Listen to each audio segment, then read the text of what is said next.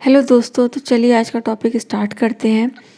तो ये भी ईटीएल का बेसिक है, लेकिन ये मैं थोड़ा डिटेल में आपको बताने जा रही हूँ। मैंने लास्ट फर्स्ट पार्ट में कवर किया था, लेकिन वो उतना डिटेल में नहीं था। तो आज का टॉपिक है स्लोली चेंजिंग डायमेंशन। इसके जो 3 टाइप थे उसको मैं आपको डेटाबेस में दिखाऊंगी किस तरीके से वो डिफरेंट होता है। फैक्ट और डिम टेबल्स का क्या एसोसिएशन होता है वो, और ये जो 2 कॉलम्स होते हैं बहुत इंपॉर्टेंट होते हैं किसी भी ईटीएल डेटाबेस में, effective start date and effective end date. तो चलिए स्टार्ट करते हैं विथ ये स्लोली चेंजिंग डायमेंशंस से। तो जैसे मैंने आपको बताया कि स्लोली चेंजिंग डायमेंशन क्या होता है, कुछ नहीं होता है, एक तरीके से मतलब किस तरीके से आप डेटा को स्टोर कर रहे हैं, एक तरीके का प्रोसीजर है, प्रोसेस है। तो स्लोली चेंजिंग डायमेंशन टाइप 1 में क्या होता है कि जो भी एग्जिस्टिंग रिकॉर्ड है, मान लीजिए देखिए यहाँ पे मैं आपको बता रही हूँ, ये मैंने क्या किया है, अभी टेबल्स बनाई है डिम टेबल। तो यहाँ पे मैंने जो सिनेरियो लिया है, एक डिम टेबल बनाई मैंने सिटी के लिए।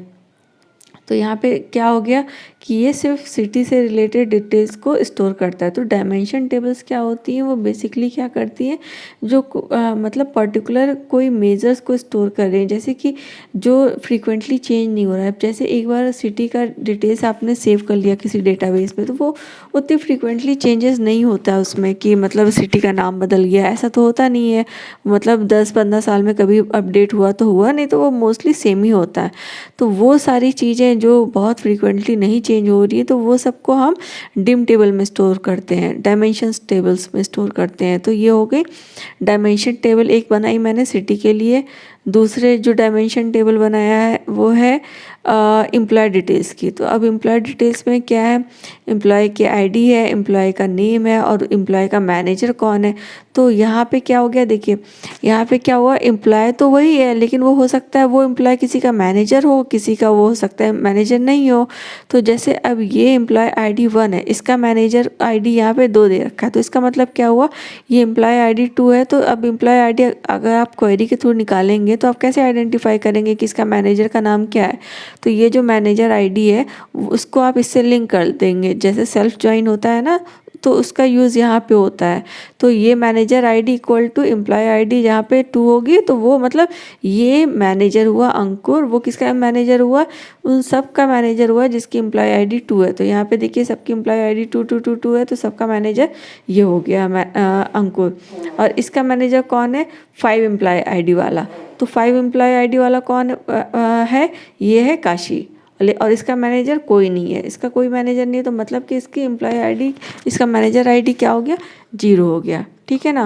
और इन सब का यहाँ पे हमने क्या डिटेल स्टोर किया है, यहाँ पे हमने डिटेल स्टोर किया है डेट ऑफ बर्थ हर एक एम्प्लॉय की, क्योंकि ये एम्प्लॉय डिम टेबल है ना, तो यहाँ पे सारी जितनी भी डिटेल्स होगी वो एम्प्लॉय से रिलेटेड होगा।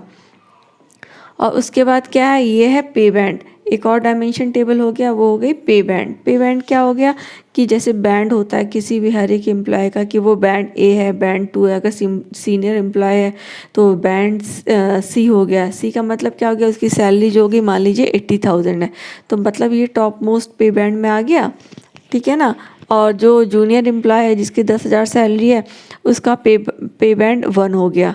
तो ये जो भी पे बैंड की डिटेल्स होगी वो स्टोर हो रही है, वो हो रही है डिम टेबल में, क्योंकि पे बैंड तो सेम ही रहेगा हर एक एम्प्लॉय के लिए। अब वो वेरी करता है वो एम्प्लॉय किस पे बैंड में लाई करता है। ठीक है ना। तो यहाँ पे ये पे बैंड का डिम हो गया। अब आते हैं फैक्ट टेबल में। अब फैक्ट टेबल क्या होती है, फैक्ट टेबल क्या होती है कि वो एसोसिएटेड होती है हर एक डायमेंशन टेबल से। तो यहाँ पे मैंने एक फ्लो बनाया है, देखिए ये फैक्ट टेबल हो गई। ये क्या कर रहा है, ये डिटेल ले रहा है हर एक डिम से। तो यहाँ पे डिम हो गई, ये एम्प्लॉय की भी हो गई, एम्प्लॉय की हो गई, ये हो गया एक डिम हो गया, वो हो गई सिटी की, सिटी से भी ले रहा है डिटेल, और ये ले रहा है पे बैंड से। तो मतलब फैक्ट टेबल्स क्या होता है, हर एक जो भी टेबल्स है जो पर्टिकुलर मेजर्स को स्टोर कर रही है उन सबको वो फेच करता है। और फैक्ट टेबल्स में स्टोर क्या होता है, उसमें स्टोर होती है हर एक डिम टेबल की आईडी। तो अब यहाँ पे अगर आप देखेंगे तो यहाँ पे देखेंगे कि आईडी है, ये आईडी तो खैर फैक्ट आईडी हो गई, ठीक है ना। और यहाँ पे क्या हो गई, एम्प्लॉय आईडी। एम्प्लॉय आईडी कहाँ से वो ले रहा है, वो ले रहा है एम्प्लॉय डिटेल से। ठीक है ना।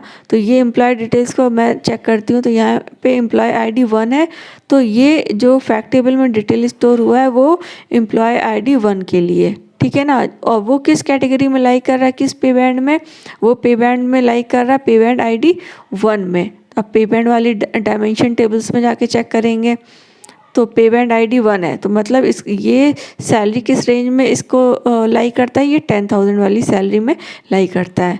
फिर फैक्ट टेबल में जाते हैं। अब यहाँ पे देखते हैं इसकी डेट ऑफ ज्वाइनिंग क्या है, ये 2020 में ज्वाइन किया इस दिन को, ठीक है ना। तो ये जो मैं आपको डिटेल्स दे रही हूँ ये एचआर डोमेन से रिलेटेड है। अगर आप कोई भी इंटरव्यू में जा रहे हैं और आपको अपना प्रोजेक्ट कोई भी डिस्क्राइब करना, तो एक आप छोटा सा सिनेरियो ऐसा, मतलब जो मैंने अभी आपको मैं बता रही हूँ ना, इस तरीके से आप अच्छे से समझ लीजिए, आप इसको ईजिली एक्सप्लेन कर दीजिएगा। बहुत ही छोटा सा सिनेरियो है। अगर आपसे वो पूछते हैं कि आप किस डोमेन में आपने वर्क किया है, आप बोलिए मैंने एचआर डोमेन में वर्क किया है और वहाँ पे इस तरीके का वर्क होता था कि सिटी की डिटेल्स थी, वो पूछेंगे किस तरीके की डायमेंशन टेबल्स होती थी, फैक्ट में क्या वैल्यूज़ स्टोर होती थी। तो आप छोटा सा एक ऐसा एग्जांपल दे सकते हैं कि फैक्ट में एम्प्लॉय की डिटेल्स होती थी, पे बैंड की डिटेल्स होती थी, उसकी सिटी की डिटेल होती थी, और जो एचआर डोमेन होता है उसमें क्या होता है कि जो एम्प्लॉय है उसकी डेट ऑफ ज्वाइनिंग, वो कब ज्वाइन किया है कंपनी को, वो स्टोर होता है। लास्ट हो सकता है कि उसका वो जब उसने रिज़ाइन किया उसका लास्ट वर्किंग डे यहाँ पे स्टोर होगा। हो सकता है वो एम्प्लॉय रीहायर हो, मतलब पहले भी उस ऑर्गेनाइजेशन में काम कर रखा हो।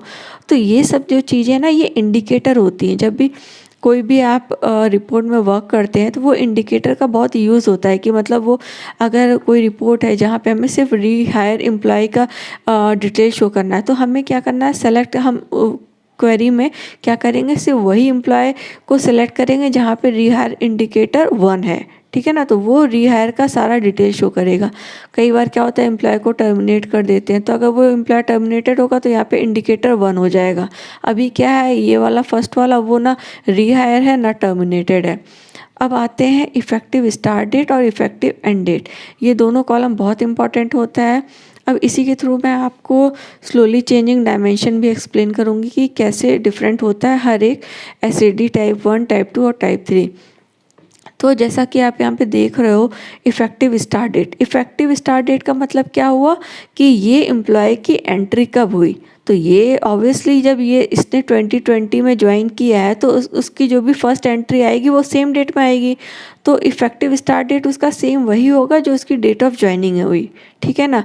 अगर ये एम्प्लॉय ने रिज़ाइन कर दिया, अगर एम्प्लॉय ने रिज़ाइन नहीं किया है, मान लीजिए फर्स्ट टाइम उसने ज्वाइन किया, तो इफ़ेक्टिव एंड डेट क्या होगा, वो उसका मैक्सिमम हायर डेट होगा क्योंकि अभी वो वर्किंग है, ठीक है ना। 9999 ये मतलब लॉजिक आप किसी भी ऑर्गेनाइजेशन में जाएंगे ये सेम ही रहेगा। इफ़ेक्टिव एंड डेट क्या होता है, वो मैक्सिमम डेट होती है। तो जो भी रीसेंट रिकॉर्ड होता है वो हम कैसे आइडेंटिफाई करते हैं, ऐसे आइडेंटिफाई करते हैं जो भी रो जिसका effective end date greater than मतलब मैक्सिमम है, तो वो रो जो है वो लेटेस्ट होगी। अगर उसका इफ़ेक्टिव एंड डेट मतलब करेंट डेट से कम है या 999 से कम है, तो मतलब कि वो रो लेटेस्ट नहीं है। तो यहाँ पे मैंने क्या किया है, एक सिनेरियो आपको समझाने के लिए कि एसएडी टाइप 2 वर्क कैसे करता है। तो यहाँ पे देखते हैं ये वाला सिनेरियो, ठीक है ना। एम्प्लॉय आईडी 1 है, एम्प्लॉय आईडी 2 है, पे बैंड आईडी 1 है। तो ये एम्प्लॉय जो है उसने फर्स्ट टाइम, इसका क्या है, रिहायर इंडिकेटर 1, मतलब ये पहले भी इस ऑर्गेनाइजेशन में काम कर रखा है। उसके बाद फिर से ये उसने पहले रिज़ाइन किया, फिर से रिहायर हुआ। तो जो उसने फर्स्ट टाइम जब वो ज्वाइन किया था तो उसने ज्वाइन किया था 2000 में, ठीक है ना। और उसका उस समय लास्ट वर्किंग डे 0 था क्योंकि वो जस्ट लेटेस्ट रो उस समय इंसर्ट हुई, रिहायर 0 है, टर्मिनेट भी नहीं हुआ था। तो यहाँ पे इफ़ेक्टिव स्टार्ट डेट यहाँ पे इसकी कौन सी आई, जिस दिन उसने ज्वाइन किया वही इसका इफ़ेक्टिव स्टार्ट डेट हो गया। अब एंड डेट कौन सी होगी, जिस दिन वो मतलब रिज़ाइन करेगा, ठीक है ना। तो रिज़ाइन जिस दिन उसने किया, मान लीजिए 2007 में उसने रिज़ाइन कर दिया, तो उसकी वो रो वहीं पे अपडेट हो गई, 2007 में भाई इसने रिज़ाइन कर दिया, तो इफ़ेक्टिव स्टार्ट डेट मतलब ये, मतलब उसने वर्क कब से किया, इस दिन से इस दिन तक काम किया। अब मान लीजिए उसने फिर से वही कंपनी ज्वाइन की, तो अब उसमें क्या डिफरेंस आ जाएगा इस रो में, उसी रो को हम नहीं अपडेट करेंगे, अब हम उसमें क्या कर रहे हैं, नई रो क्रिएट कर रहे हैं। तो यही चीज़ होता है एससीडी टाइप 2 कि हम जो प्रीवियस रो पड़ी हुई है उसमें हम कोई भी छेड़छाड़ नहीं करेंगे, हम एक नई रो क्रिएट करेंगे। तो ये हो गई हमारी एससीडी टाइप 2, ठीक है ना। एससीडी टाइप 2 में क्या किया, अब उसने फिर से रिहायर हुआ तो हमने एक नई रो क्रिएट करी, सेम वही आईडी, यहाँ पे सॉरी ये थोड़ा गड़बड़ हो गया, यहाँ पे आईडी 1 2 3 होना चाहिए, ये मैंने अपडेट किया है, तो यहाँ पे आईडी 1 2 3 होना चाहिए, यहाँ पे आईडी 3 हो जाएगी। और एम्प्लॉय आईडी यहाँ पे मान लीजिए उसकी यहाँ पे भी 3 कर दिया हमने, ठीक है ना। और पेमेंट आईडी उसकी सेम ही है, लेकिन उसकी डेट ऑफ ज्वाइनिंग 2009, इस समय उसने ज्वाइन किया। और उसका लास्ट वर्किंग डे कब था, उसने पहले एक बार टर्मिनेटेड है तो उसका लास्ट वर्किंग डे जो इफेक्टिव एंड डेट था वहाँ से हमने पिक किया और यहाँ पे डाल दिया, ठीक है ना। और रीहायर इंडिकेटर 1 कर दिया क्योंकि ये ऑलरेडी पहले वर्क कर रखा है। तो इस तरीके से डेटा पॉपुलेट होता है फैक्ट टेबल में। तो यहाँ पे आप देख रहे हैं कि मतलब ये जो रोज़ होती है ट्रांजैक्शन है, मतलब डेट, मतलब ये वेरी कर रही है, एक ही एम्प्लॉय की करस्पॉन्डिंग मल्टीपल रो हो सकती हैं। तो जो भी ट्रांजैक्शनल डेटा होता है, मतलब एक ही एम्प्लॉय की करस्पॉन्डिंग बहुत सारी रोज़ हो सकती हैं, तो वो सारी डिटेल्स जो स्टोर होती है वो होती है हमारी फैक्ट टेबल्स में। तो अब यहाँ पे रिहायर हो गया इसका 1, और इफ़ेक्टिव स्टार्ट डेट जैसे मैंने बताया जिस दिन वो ज्वाइन किया उसी दिन उसकी इफ़ेक्टिव स्टार्ट डेट हो गई। अब ये नया रो है क्योंकि ये अब फिर से उसने काम करना स्टार्ट किया, तो इसकी इफ़ेक्टिव स्टार्ट डेट कौन सी होगी, मैक्सिमम डेट, क्योंकि अभी ये करेंटली वर्किंग है इस ऑर्गेनाइजेशन में। तो फ्रेंड्स ये बेसिक कॉन्सेप्ट होता है डिम टेबल और फैक्ट टेबल में। डिम टेबल कुछ नहीं होती, वो सारी मेजर्स को स्टोर करती है, और जो फैक्ट टेबल होती है वो ट्रांजैक्शनल रिलेटेड जितनी भी डिटेल्स होती है उसको स्टोर करती है। आई होप आपको ये अब क्लैरिटी आ गई होगी डिम फैक्ट टेबल में। और टाइप 2 भी मैंने आपको एक्सप्लेन कर दिया कि भाई जो पहले की रो है उसको हम नहीं अपडेट करेंगे, नई रो डालेंगे, उसमें नई रो इंसर्ट करेंगे, तो ये होती है टाइप 2। अब टाइप 1 में क्या होता है, टाइप 1 में क्या होता है कि जो पहले की रो है, मान लीजिए ये रो पड़ी हुई है, हम इसी में जाके अपडेट कर देंगे, हम नई रो नहीं क्रिएट करेंगे, तो वो हो गई आपकी टाइप 1। तो जो भी ईटीएल का प्रोसेस होता है वो हमेशा टाइप 2 में वर्क होता है, क्योंकि हम वहाँ पे जो प्रीवियस रिकॉर्ड होता है उसमें हम कोई भी मॉडिफिकेशन नहीं करते, हमेशा नई रो इंसर्ट करते जाते हैं, क्योंकि हमें हिस्ट्री मेंटेन करते हैं। जैसा मैंने बताया ना, ईटीएल डेटा वेयर हाउस का कॉन्सेप्ट ही यही है कि हम उसमें हिस्टोरिक रिकॉर्ड्स को मेंटेन करते हैं, हम उसमें कोई भी डीएमएल ऑपरेशन नहीं करते हैं, डिलीट अपडेट ये सब कुछ भी नहीं करते हैं, बस हम नई रो इंसर्ट करते जाते हैं। तो ये हो गया टाइप 2। और टाइप 3 जो होता है, टाइप 3 पे भी ईटीएल वर्क नहीं होता। टाइप 3 में क्या होता है कि भाई हम हर एक कॉलम जो भी आ रहा है उसका करंट डिटेल और प्रीवियस डिटेल, सिर्फ 2 डिटेल्स को स्टोर करते हैं। मान लीजिए कि ये जो एम्प्लॉय आईडी है उसने रिहायर हुआ, तो यहीं पे हम एक और रिहायर प्रीवियस और रिहायर करंट इंडिकेटर कर देंगे कि भाई पहले वाला इंडिकेटर 0 था, अभी करंट वाला जो है वो 1 है। तो इसी तरीके से हर एक कॉलम का हम 2 वैल्यूज़ यहाँ पे इंसर्ट कर देते हैं। वो हो गया आपका टाइप 3।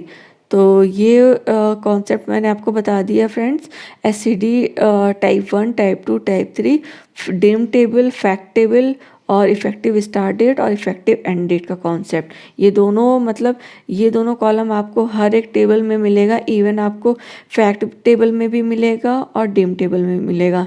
तो ये जो फैक्ट डिम टेबल है वो मैंने बनाई है जस्ट अभी, तो इसमें भी इफ़ेक्टिव स्टार्ट डेट आएगा, इफ़ेक्टिव एंड डेट भी आएगा, ठीक है ना। अगर एक ही रो एक ही सिटी के करस्पॉन्डिंग कोई नया मॉडिफिकेशन है तो जो इफ़ेक्टिव एंड डेट है वो पुरानी हो जाएगी, जो नया रो होगा वो मैक्सिमम डेट से अपडेट हो जाएगा, मतलब 9999। तो इस तरीके से हम आइडेंटिफाई करते हैं ईटीएल में कि कौन सा लेटेस्ट रो है और कौन सा ओल्ड डेटा हमारा डेटाबेस में एग्जिस्ट कर रहा है। तो ये सारी जो भी रिकॉर्ड्स हैं जहाँ पे भी 9999 है तो मतलब ये लेटेस्ट डेटा है, हम पुराने डेटा को नहीं उठाएंगे, क्योंकि यहाँ पे मैक्सिमम एंड डेट जो है इफेक्टिव एंड डेट वो करेंट 99 से लेस देन है। तो जो भी रिसेंट रिकॉर्ड उठाना है उसके उस एम्प्लॉय आईडी के करस्पॉन्डिंग क्या क्या चेंजेस है, कहाँ उसका पे बैंड क्या है, तो हम हमेशा वो वाली रो पिक करेंगे जिसमें इफेक्टिव एंड डेट 999 है। तो आई होप ये आपको समझ में आ गया होगा। अब बात कर लेते हैं स्टार स्कीमा। तो ये जो स्ट्रक्चर है ये क्या हो गया, स्टार स्कीमा। क्योंकि ये से क्यों स्टार स्कीमा बोलते हैं, क्योंकि अगर आप देखोगे इसको, एक और मैं बना देती हूँ यहाँ पे। तो मान लीजिए अगर आप एक और डिम टेबल बना दिया, तो ये एक तरीके से स्टार स्कीमा की जैसा फॉर्म कर लिया ना, कि एक फैक्ट होगा वो सराउंडेड बाय डिम टेबल होगा। तो जो भी एक फैक्ट टेबल और मल्टीपल सराउंडिंग में डिम टेबल होगा उसको हम हमेशा स्टार स्कीमा कहते हैं। और स्नोफ्लेक्स में क्या होता है कि मान लीजिए एक ही डिम टेबल का एसोसिएशन एक और डिम टेबल से है। मान लीजिए एक और डिम टेबल हमने बनाई और उससे उसको लिंक कर दिया, दो डिम टेबल को हमने लिंक कर दिया साथ में। मतलब मान लीजिए एक टेरिटरीज़ है, तो यूनियन टेरिटरीज़ होती है और एक और होती है, तो इसको हमने फर्दर मतलब नॉर्मलाइज कर दिया और दूसरे टेबल से, तो वो हो गया हमारा स्नोफ्लेक्स स्कीमा। तो ये सारी चीज़ें हो गई, बेसिक चीज़ें। आई होप ये कॉन्सेप्ट आपको एकदम अच्छे से क्लियर हो गया होगा। ये कॉन्सेप्ट आप एकदम अच्छे से क्लियर कर लो, क्योंकि आप कहीं भी जाओगे इंटरव्यू में तो ये चीज़ें आपसे ज़रूर पूछी जाएंगी। स्टार्ट डेट की मतलब आप लेटेस्ट रो कैसे आइडेंटिफाई करते हो, कि ये लेटेस्ट रो है, क्या कैटेगरीज होती हैं, तो ये आप बता सकते हो कि भाई ये 2 कॉलम होते हैं जिसके थ्रू हम आइडेंटिफाई कर लेते हैं कौन सा रो हमारा लेटेस्ट है, कौन सा हमारा पुराना है। तो फ्रेंड्स ये अब मैं नेक्स्ट वीडियो जो बनाऊंगी वो मैं सोच रही हूँ इंटरव्यूज़ क्वेश्चन पे बना दूँ या फिर एसक्यूएल रिलेटेड पे बना दूँगी। आप प्लीज़ मुझे सजेस्ट करिए, जो भी आप लोग बोलेंगे मैं उस पर वीडियो बनाऊँगी। तो दोस्तों please like and subscribe my channel, और प्लीज़ मुझे आप सजेस्ट करते रहिए कि मैं नेक्स्ट वीडियो किस टॉपिक पे बनाऊँ। तब तक के लिए बाय, थैंक यू।